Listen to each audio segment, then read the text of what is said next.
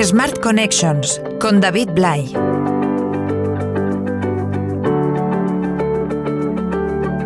La innovación en la gastronomía nos lleva casi siempre a pensar, por ejemplo, en España, en el Bulli, o en el Celler de Can Roca, o en los pioneros que llegaron desde el País Vasco, incluso en el nitrógeno líquido, o hasta en algunos formatos que posiblemente no pensábamos que llegarían tan pronto como las food trucks. Pero en realidad la innovación va mucho más allá. Habla de cómo afrontar la comunicación con nuevas generaciones. Habla de modelos que a lo mejor nacen solamente para tener comida para llevar y no para ir a un sitio físico, como hemos hecho posiblemente en los últimos 100 años, sin exagerar demasiado, en España. Y de eso queríamos hablar en este Smart Connections, dedicado, como siempre, a la innovación y, en este caso, en el sector de la gastronomía. ¿Cómo se comunica un sector que ha conseguido ganar muchísima relevancia a nivel social? Y sobre todo, ¿cómo se inicia un proyecto posiblemente hijo de la pandemia, teniendo en cuenta que lo que antes era meridianamente claro, como abrir un local y esperar a que te viniera gente, ahora es total y absolutamente dispar? De todo esto vamos a hablar con los invitados de este podcast de CaixaBank Connect, que como cada mes trata de buscar las respuestas, no solo a lo que ocurre hoy, sino a lo que nos vamos a encontrar en el mundo que viene. Smart Connections, un podcast de CaixaBank Connect. Rodrigo Barona Ruiz, cofundador de Brandelicious, The Food Business Company. Licenciado en Administración de Empresas y Marketing por la Universidad Autónoma de Madrid. La innovación en la gastronomía, como decíamos al principio, no son solo introducir nuevos ingredientes, ni siquiera hacer nuevas recetas. Tiene que ver también con el cambio de imagen de muchos de los restaurantes o muchos de los cocineros y cocineras. Tiene que ver con la llegada a nuevos clientes, a nuevas generaciones que están buscando cosas que se salgan un poco de lo común. Pero en realidad, la innovación, por lo menos en España, ha llegado muy poco en materia de comunicación, por lo menos en los últimos 5 años. La gastronomía siempre ha sido uno de los grandes puntales del Producto Interior Bruto de España, y el turismo gastronómico cada vez tiene mucha más fuerza, pero sin embargo ha costado mucho, más allá de Ferran Adrià y del Celler de Can Roca en algunos momentos, tener personas o proyectos reconocibles y que además estos fueran capaces de vincularse a una comunicación real, efectiva y moderna. Y había pocas empresas también que ofrecieran estos servicios hasta que hace aproximadamente un lustro alguien que ha pasado por varias etapas, por ejemplo en revistas como Esquire o como Tapas Magazine, decidiera junto con el resto de sus socios poner en marcha algo llamado Brandelicious, que está consiguiendo no solo que muchos y muchas de los chefs y los restaurantes estén cambiando la forma de dirigirse no solo al público, sino a los medios de comunicación, sino también el hecho incluso de conseguir, y esto lo hablaremos luego, que la imagen de España trascienda un poquito más allá de nuestras fronteras. Así que con uno de los fundadores de Brandelicious estamos. Rodrigo Barona, ¿cómo estás? Muy buenas. Hola, ¿qué tal, David? Pues encantado de estar aquí contigo. Me gustaría empezar por el principio, porque en realidad tú has ido transcurriendo en toda la transición que hemos visto desde que ser cocinero era una profesión a la que los padres no querían que se dedicaran sus hijos e hijas, hasta convertirla posiblemente en una de las de mayor prestigio en España. El hecho de que en el grupo Spain Media apostarais primero en Esquire y luego en Tapas Magazine por darle importancia a este segmento y que todo ese camino te llevara a construir Brandelicious, ¿cómo fue, teniendo en cuenta que casi podíamos decir que se partía de cero en cuanto a comunicación gastronómica se refiere? Bueno, es más, de hecho, si nos vamos al principio del todo, hay que hablar antes. Yo empecé en el grupo Vocento y de ahí ya me traje ideas. Yo ahí, por ejemplo, pues hacíamos desde la guía del anuario de vinos que se hacía, muchas cosas y está claro, es un poco lo que tú dices, ¿no? Esa falta de profesionalización, ¿no? Dices, con todo lo que mueve y la falta de cariño, la verdad, de profesionalización, de todo que tiene. Entonces es cierto que cuando empecé a trabajar en Squire intentamos potenciar toda esta parte de nueva comunicación, porque antes, pues eso, era la creatividad, si querías poner un anuncio y punto, ¿no? Porque era un vino, pues venga, pásame la silueta. Y de vincularlo sobre todo, que creo que ha sido la clave, a toda la parte de estilo de vida y a una comunicación mucho más moderna, ¿no? No porque sea forzada, porque entonces no hubiera funcionado, sino porque es que es verdad que la gente así lo demanda y así lo asocia, ¿no? Porque, pues oye, saber de qué restaurante está de moda para ir a cenar un viernes o qué cualidades tiene un aceite o qué variedades hay de uva, es algo que pasa a ser una conversación normal con nuestros amigos o incluso a ser algo de lo que presumir. Modernizamos bastante en cuanto a eso, al estilo de comunicarlo, al lenguaje, vamos a decir, tono y lenguaje. Hay un ejemplo muy gráfico que en la revista al principio no había publicidad de este estilo, luego había publicidad importantilla, se creó una sección ad hoc, luego la sección cada vez era más grande, luego la sección iba al principio y acabamos con la publicidad de la sección yendo al principio de la revista, que como bien sabes son las páginas con mayores tarifas y más valoradas, ¿no? Y de ahí nace también la necesidad porque fue casi una necesidad de crear tapas, porque claro, ya no podíamos dedicar la mitad de la revista a eso, y de crear un nuevo satélite que se dedicará plenamente a todo este espacio. Pues siempre me ha llamado la atención, ¿no?, que aún así la falta de sensibilidad que seguía habiendo, vamos a decir, en el otro lado, en el lado de los que crean la comunicación y los que invierten en comunicación.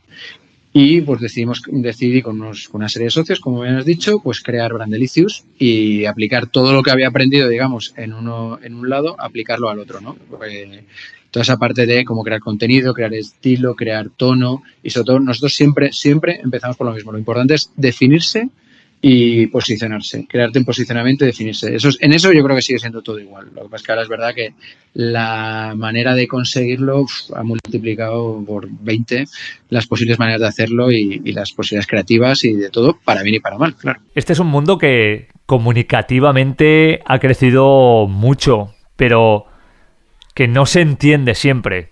Los cocineros han crecido a nivel empresarial, los cocineros han crecido a nivel de entender cómo tienen que gestionar los gastos, incluso yo diría que con la posibilidad de tener una formación a la que antes ni siquiera aspiraban, pero ellos, como muchos otros colectivos, acaban teniendo la imposibilidad en algún momento de entender lo que llamamos la intangibilidad de la comunicación.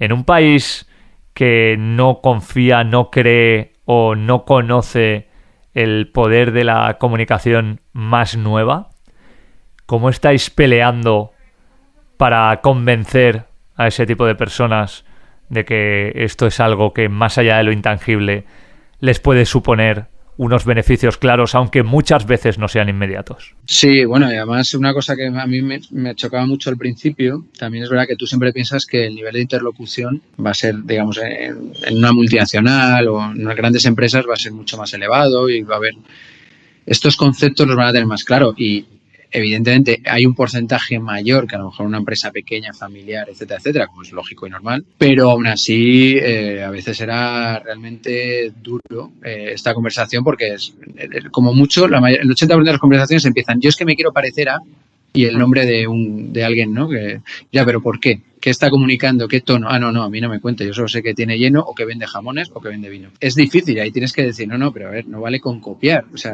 tenemos un ejemplo que es Sandro, no en Madrid, el grupo Paraguas. Oye, todo el mundo durante 5 años diciendo quiero ser como el Grupo Paraguas, pero el 90% no se plantean por qué el Grupo Paraguas ha llegado hasta ahí a nivel comunicación. ¿Qué puedo aprender? ¿Qué cosas puedo hacer yo y cuáles no puedo hacer? Entonces, bueno, pues sí, es una conversación que además nosotros, evidentemente, ahora tenemos de una forma más cómoda por experiencia y porque nos sentimos más seguros, porque, bueno, la empresa ha crecido, nos avalan, digamos, los resultados en muchos casos, pero complicada, sigue siendo complicada, porque muchas veces la gente es como que se cree que esto es un copia-pega. Y nosotros, bueno, como cualquier persona que creo que se dedica a la comunicación a mínimo nivel, sabe que no es así. ¿Qué existe ahora en la comunicación en España que no teníamos antes? ¿Dónde se ha innovado? ¿Qué cosas estamos viendo que también nos están igualando? Por ejemplo, ya no hablo de Estados Unidos, pero nos están igualando, por ejemplo, a lugares como Centro Europa y donde estamos cambiando un poco los paradigmas clásicos que teníamos más allá de poner en marcha una campaña publicitaria clásica, por decirlo de alguna manera. Nosotros, por ejemplo, la parte de trabajo, vamos a decir, en equipo, ya sea interno o con otras agencias o con otros departamentos, ha mejorado muchísimo. El nivel de profesionalización que hay ahora es muchísimo mejor del que había. Especialización ya no solo, sino también dentro del sector. O sea, ahora encuentras empresas, por ejemplo, de branding que se dedican solo a esto y que hablas el mismo lenguaje. Y es verdad que al final esto pues es un convencimiento, digamos, también por aplastamiento. Si tú tienes todas las empresas un poco serias de los distintos departamentos con los que tú puedes trabajar, o servicios y necesidades, más o menos hablan el mismo lenguaje y te van convenciendo al cliente, ¿no? Y va viendo que, oye, pues aquí va a haber algo detrás. Y luego sí que es verdad que la gente va viendo también esas dos vertientes que yo digo siempre. Aquí hay o audiencia o cualitativo. Posicionamiento y audiencia. Para mí son las dos claves. Entonces la gente lo entiende. Antes solo quería saber, oye, dame cuánta gente ha visto esto, cuánta gente no sé qué, a cuánta gente le va a llegar de esta manera. Y no se fijaba tanto en el cualitativo. Eso se reservaba como para marcas de lujo, gente como que podía tirar el dinero, ¿no? Ellos pensaban, esto me lo han llegado a decir a mí, no, es que eso lo hacen pues porque son la marca X y claro, les sobra el dinero. No, es que tú esa marca es lo que es porque ha trabajado el posicionamiento. Porque tú te vas a, por ejemplo, Ruinart patrocina el bar de Arco. ¿Es porque va a vender mucho champán? ¿Es porque lo va a ver millones de personas? No. Pero es una asociación clara de valores. Y esa gente, a su vez, luego lo va a contar por ahí. Y esa gente, además, es la que es influyente. Es este tipo de cosas que antes no es que costara, es que o te pillaba un director de marketing, a veces extranjero, o era imposible.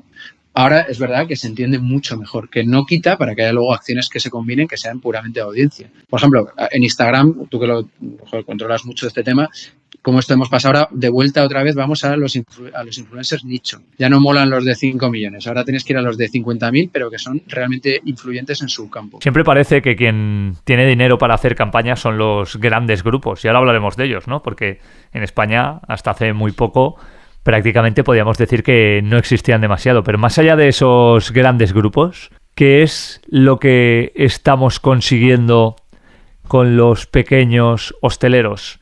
¿Puede alguien individual o simplemente con un negocio y no con varios comunicar de manera efectiva y hacerlo en un precio que sea razonable y con un retorno que le permita tener la opción de decir esto que estoy haciendo vale la pena? Bueno, a ver, el fenómeno de la concentración es evidente, partiendo de la base de que España era el país distinto a los demás.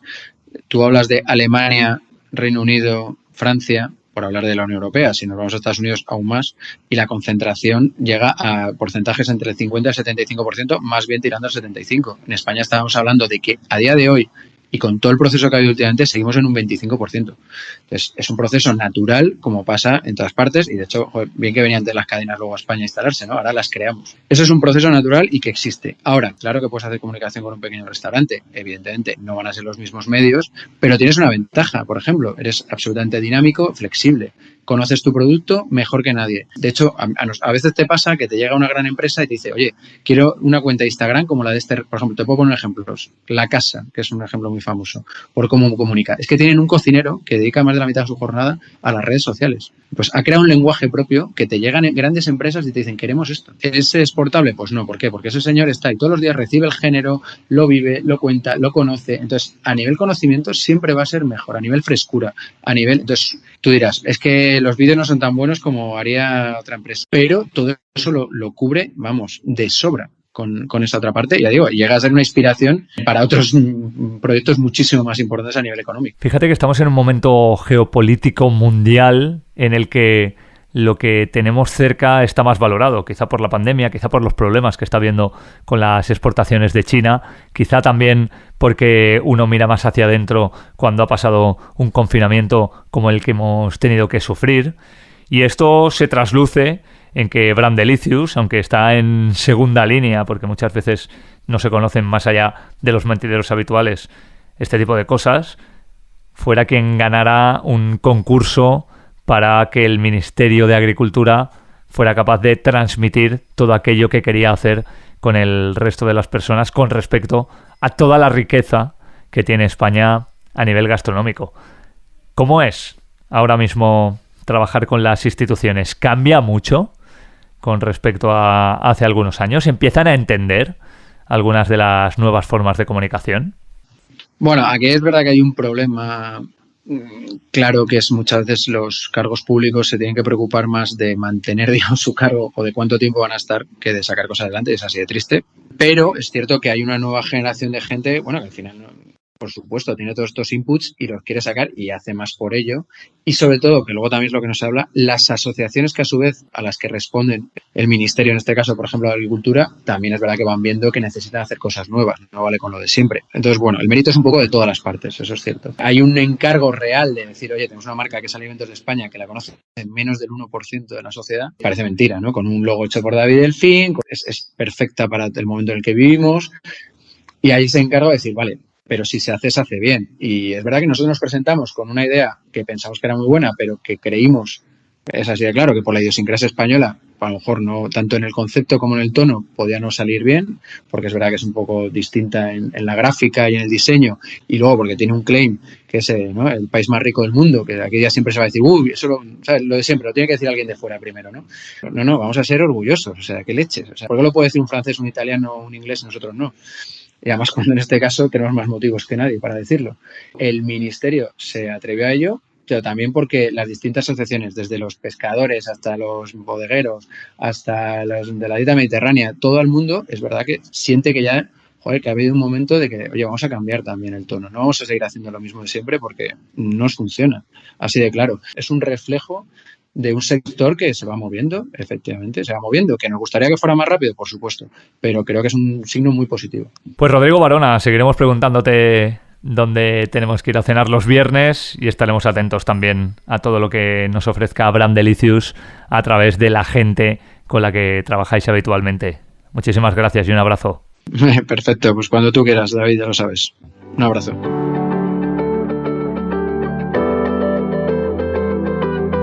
Smart Connections. Oriol de Pablo Morató, cofundador del restaurante Delivery First Vicio, licenciado en Public Relations por la University of Arts de Londres. Como hemos comentado ya en este podcast, la innovación es un concepto que va más allá de los platos, que va más allá de las propuestas y que seguramente hoy tenga mucho que ver con los nuevos usos y costumbres de varias generaciones, incluso de generaciones anteriores que están dándose cuenta de la facilidad con la que pueden cambiar el hecho de ir a un restaurante por el hecho de quedarse en casa, a lo mejor porque tienen menos movilidad, a lo mejor porque, ¿por qué no?, tienen miedo todavía de entrar a una hostelería en un recinto cerrado, a lo mejor porque no quieren conducir, igual porque no tienen la intención de ir al centro y pasarse media hora tratando de aparcar o pagando un parking de manera extra, e incluso porque no quieren volver a casa después de haberse bebido una botella de vino que les apetece con su pareja, porque están poniendo en riesgo no solo su salud, sino también la de las personas con las que se crucen. Y esa innovación seguramente tenga que ver con la digitalización, pero también con el delivery, con el hecho de que nuestras casas, es verdad que se han convertido en fortalezas después del confinamiento, pero también lo que nos han hecho ver es que en un momento determinado pueden ser el lugar en el que estemos más a gusto y en el que podamos disfrutar de una cena que antes era difícil tener en cuenta, sabiendo que a lo mejor no llegaba al mismo nivel al que nos servían en un local, pero que hoy día está cambiando prácticamente toda esa circunstancia a pasos agigantados. Hay negocios, de hecho, que han nacido como nativos digitales y que prácticamente empiezan desde la digitalización y que luego se van al espectro físico. Y uno de ellos, que además nació prácticamente al hilo de la pandemia, es Vicio, que seguramente si alguien vive en Barcelona habrá probado más de una y más de dos veces y con cuyo cofundador hablamos ya. Oriol de Pablo, ¿cómo estás? Muy buenas. Muy buenos días, David. Muy bien, gracias. Encantado de estar aquí contigo. Bueno, lo primero que te quiero preguntar es cómo nace Vicio. ¿Estaba ya en la cabeza? ¿Es anterior a la pandemia? Tú eres una persona que viene de haber trabajado en startups, que conoce perfectamente qué es lo que hay que hacer para poner en marcha un negocio. ¿Estamos hablando de que Vicio ya estaba previsto a pesar de lo que ocurrió en marzo de 2020 o que llega precisamente con la pandemia y todo lo acelera para que se pueda poner en marcha? Pues fíjate, yo siempre digo que vicio es hijo de la pandemia, vicio es hijo del confinamiento. Siendo sincero, es verdad que el mundo de las dark kitchen, de las marcas virtuales, es un mundo que siempre me había atraído desde los últimos 5 años. Como ahora bien decías, viene la pandemia, todos vamos a casa, unos se ponen a hacer pasteles, otros a hacer panes, los otros tal vez hacen ganchillo, y en este caso yo lo que empecé es a barrinar sobre la idea de hacer una marca completamente virtual para aprovecharnos del momento de la expansión que iba a vivir el delivery. Yo lo tenía claro. En ese momento tuve la suerte de que nos encontramos en ese momento en la vida con Aleix Puig, chef, empresario, ganador de MasterChef número 7, que él tenía una idea parecida en la cabeza. Fue encontrarnos y entonces desde ahí es donde nació Vicio y, como digo, es claramente un hijo de la pandemia. Es curioso porque en España tenemos una cultura de las terrazas y de salir que, por ejemplo, en países de Latinoamérica como Argentina no entienden.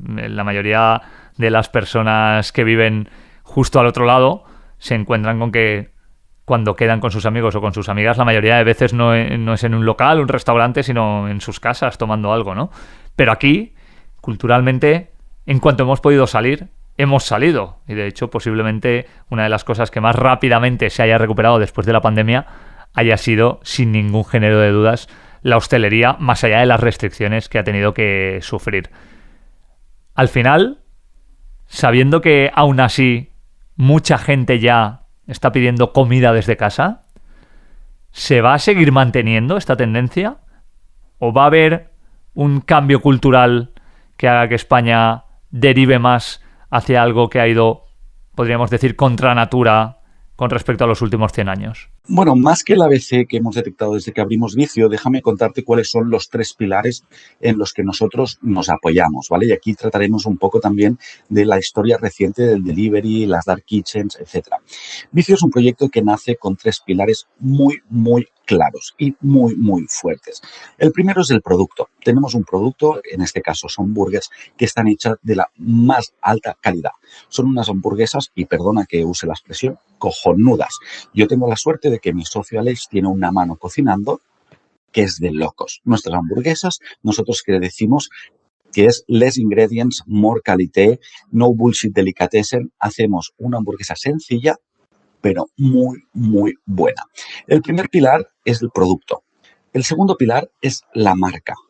Y el tercer pilar son la experiencia en operaciones. La marca, el marketing, que es un pilar muy fuerte para nosotros, hace que te venga un primer cliente. Pero será a partir del producto y las operaciones que este cliente te repita. Y es en base a repetición que se crean los negocios de éxito. Aquí no he inventado nada, no he dicho nada que nadie no sepa, pero en este caso nosotros lo teníamos clarísimo. Normalmente, cuando alguien se pensa en un negocio puramente delivery, un negocio puramente digital, como decía Michael Porter de Estrategia de Harvard, decía que hay los modelos de oferta, de estrategia de oferta y estrategia de demanda. Casi todos, al menos hasta los que yo conocía, eran estrategia de oferta. Ostras, pues me pongo en una dark kitchen, que puede ser en un sitio alejado. Y en este sentido, nosotros lo que dijimos es que no, que queríamos hacer una estrategia de demanda, que queríamos que la gente nos deseara. Y este fue un gran pilar y creo que fue la primera gran innovación que nosotros hicimos en el sector. Tratar la marca, tratar el concepto en una estrategia de demanda. El segundo punto es ser muy solventes y muy constantes en el producto, lo que se apoya en tener mucho talento. Mucho talento quiere decir cocineros de primer nivel. Y el tercer punto es tener excelencia operativa. Yo recuerdo las primeras veces que pedía pizza en casa, ahí hace 20 años, que había una promesa de marca, que es lo que las empresas nunca pueden romper, que decía, si no te llega en una hora, te devolvemos el dinero. Hoy, cada vez, el mercado, el público es más exigente. El cliente que antes podía estar satisfecho con que le repartieras en una hora, ahora exige que se lo repartes en media hora. Pero nosotros notamos mucho que cuanta más excelencia operativa tenemos, y con excelencia operativa no quiero decir solo velocidad, sino el mix de velocidad y calidad, mejor retenemos. Que al final, y como he empezado diciéndote, es la base de hacer crecer bien un negocio. Yo no sé si estaba en la hoja de ruta que tan rápidamente se pasara de un delivery digital a un lugar físico, porque eso es lo que ha tenido vicio. No sé, como decíamos al principio, aunque ya nos lo has explicado, si había una idea, aunque fuera germinal, previa a la pandemia, o si, como nos comentabas, erais hijos de la pandemia 100%, pero también hay una parte que tiene que ver con encarar la ola. ¿Ha ido también que eso ha obligado, por decirlo de alguna manera, a poner un lugar físico? ¿O en realidad era algo que podía estar previsto incluso en los planes de empresa más optimistas? Oye, nos ha venido una ola chulísima, que la hemos buscado, que hemos estado ahí, que hemos trabajado como cerdos. Pero sí que es verdad que estamos en una ola muy chula y nosotros nos vamos a deslomar para surfearla lo mejor que podamos. Ahora bien, sí que es verdad que ha salido en varios sitios que dice, ostras, vicio que nace en el digital pasa al físico. Pero a mí me gustaría plantearlo de otra manera, ¿no? Ahora, hace un momentito te hablaba de las estrategias de oferta y de las estrategias de demanda.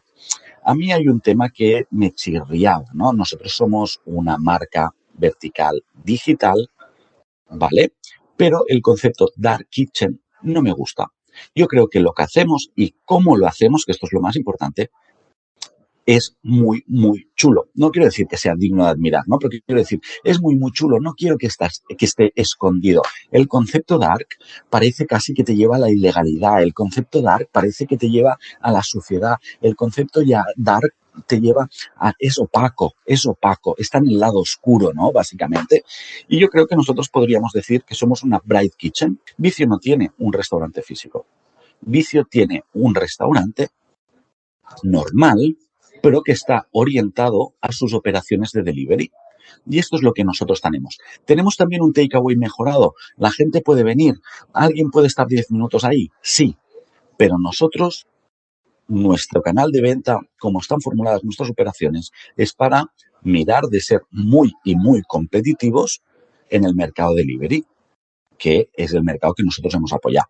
Punto 1, sí, es el mejor momento del delivery de España de toda la historia. Esta no hay ninguna duda. También es verdad que es el momento más competido de toda la historia del delivery. Pero ahora bien, yo creo que la diferencia es pasar de las dark kitchens a las bright kitchens. Yo creo que lo que nosotros hacemos con producto, con calidad, con excelencia operativa, con sistemas, con tecnología, muy, muy puntero, oye, puede estar a pie de calle. Y a mí me gusta tener un cartel.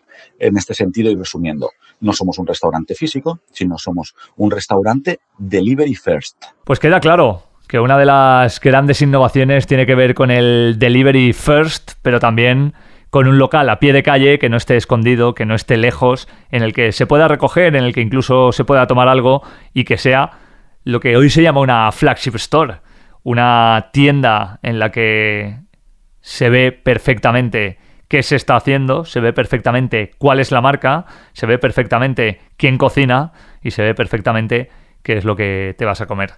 Así nos lo ha explicado Oriol de Pablo, de Vicio. Oriol, muchísimas gracias, un abrazo. Un abrazo, David, muchas gracias. Hasta luego.